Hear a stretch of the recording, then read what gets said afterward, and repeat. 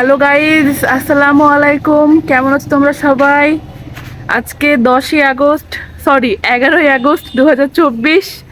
শুরু করি আমার নতুন ব্লগ। দেখো আমি সারাদিন আজ কি করি। পাশের বাড়ির লোক ঘুম থেকে উঠে যাবে। Welcome to my new blog. প্রথমে বসে পড়লাম চুলে তেল দেওয়ার জন্য।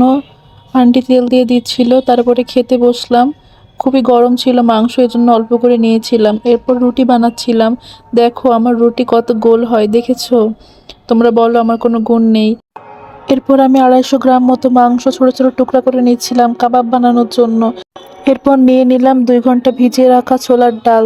তারপর আদা বাটা, রসুন বাটা, হলুদ, মরিচের গুঁড়া, লবণ, জিরা বাটা দিয়ে আর একটু সামান্য সয়াবিন তেল দিয়ে ভালো করে মিশিয়ে নিলাম। গরম মশলাও দিয়েছিলাম কিছু, আর রসুন দিয়েছিলাম, বাটা দিইনি, কাঁচা দিয়েছিলাম।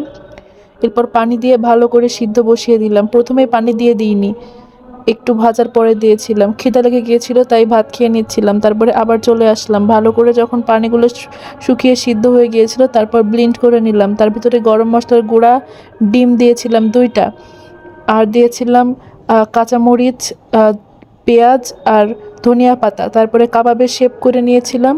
এরপর ভেজে নিয়েছিলাম। বিশ্বাস করো এতটা পারফেক্ট হবে আমি কল্পনাও করিনি।